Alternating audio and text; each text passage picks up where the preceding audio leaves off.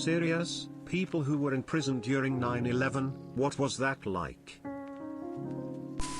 Wow, I have never heard anyone ask this before, and so many people don't believe this story that I don't even bother telling it. I was in prison during 9/11 in what was called high risk, but most people would understand maximum security. It was a 2-story section of cells where you went when you had been really bad in prison and gotten too many cases. We had been on complete lockdown for a while. No TV, no anything. The guards hated us because we were dicks and only came back there when they were required to. It was football season and we had been decently good, hoping to talk the guards into letting us watch a Cowboys game. This was maybe 2 weeks after 9/11. During the game they kept showing video of planes crashing into buildings. A guard was walking by checking on us and someone asked why they kept showing it. That's when we were told that we had been attacked a couple weeks prior. Don't really remember what I felt about it because even then we didn't know a lot about it.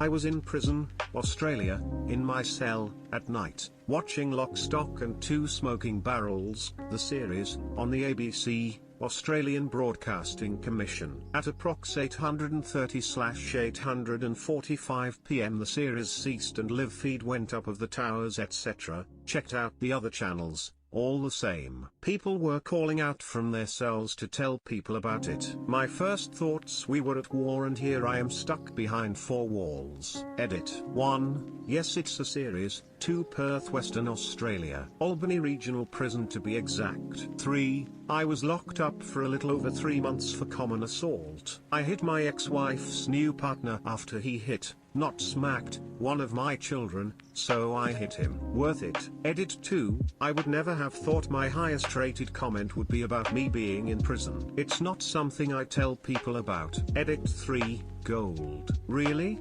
Thanks/you/wayfaced slut, I appreciate it.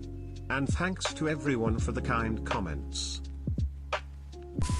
I was in a max prison in Texas at the time. I was in the infirmary talking to the PA when a nurse came in and told the doctor that a plane had just crashed into the WTC. A little bit later she came in again crying, telling the PA that another plane had just crashed into the second tower. All 3 of us came out of the room into the lobby where someone had rolled a TV in. We all watched the news broadcast, the people crying, footage of the planes crashing, everything. In prison, prisoners segregate themselves according to race and then by city. Then there's more segregation between prisoners and guards, nurses, etc. But at that brief moment, we were all standing there watching the TV and all those lines of separation were gone. When those towers were attacked, we were all attacked. We were all feeling sadness, worry, anger. I remember walking back to my building and everyone was quiet.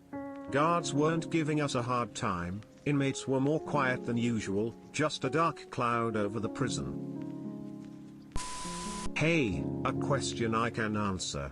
I had just recently arrived in the system after sitting in county for a while, so was still in diagnostics where all your processing like medical and affiliations and job placement stuff happens. I remember being still asleep when a guard turned on the lights and rolled the TV into the dorm. Intakes had been torn down by the last batch, or maybe the batch before them. I remember my bunk was right by the plug, so I could sit there and be right to the side of the TV. My house was popular for a few days.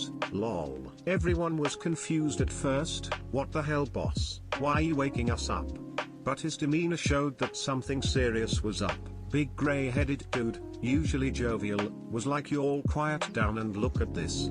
We thought it was just a crash at first, but he answered, no, we're under attack. I'm not super sure about the timeline, he must have brought it on shortly after the Pentagon got hit. I remember seeing one of the towers fall, at least, but the memory is fuzzy. We were one somber bunch of hoodlums, though. They left the TV in the dorm all that day, and most of the next. Like others have said, we didn't go out for a few days. We didn't go full lockdown, because they kept running the diagnostics stuff, but I can't speak for the rest of the camp. Among the inmates, it was gossip as usual, hyped to the walls. There's gonna be a war, they're gonna let us out, gonna write my recruiter and get out of here, blah blah blah. The couple Middle Eastern looking guys got some shit, but no beatings, at least in my pod. again, stuck in intake so to know about the rest of the camp. There was perhaps an increased sense of camaraderie, and lots of talk from the veterans in the group. I guess I've never really thought about that morning from the perspective of anyone other than myself or a New Yorker before. Strange memory. Thanks for asking, person. It was shortly after count had cleared and I had just walked outside to the yard before going to my job in the education department. The inmate I worked with asked me if I heard that we were at war and that they had attacked New York. I remember my belly was in a knot thinking, oh shit, we're at war and I'm stuck in here and my family is out there. I grew up in the 80s and remembered that Cold War fear that the Russians were gonna take over the country, so that's what I was thinking when I heard war. I was only a few years into a very long sentence, so I didn't know what to think. When we went into the classroom, we rigged the TV to catch channels over the antenna. We were all glued to the TV and I'll never forget watching people jump to their deaths. I called my folks and said we loved each other, and my dad reassured me that we weren't going to be taken over by another country. We had like 15 channels on TV in our units, and I remember every single channel had the news on, even BET. I was in prison in Missouri at the time, minimum security camp, Tipton. Even though there wasn't much of a security risk inmate-wise, when the planes hit it was about 30 minutes later everyone was told to report back to our buildings. Temporary lockdown was in place, and the closest military base had fighter jets on patrol almost immediately. Even though we had to go on lockdown, almost everyone was already in a cubicle watching as the second plane hit. Holy frick was about the most common expletive, as was that fricking real?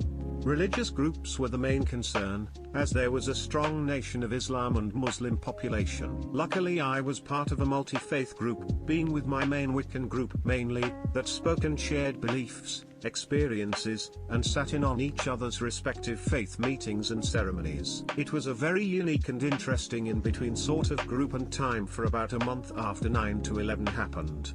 I like to think the openness our eclectic mix of faiths possessed helped bridge the gap between opposite groups and their response to such an extreme point in our history.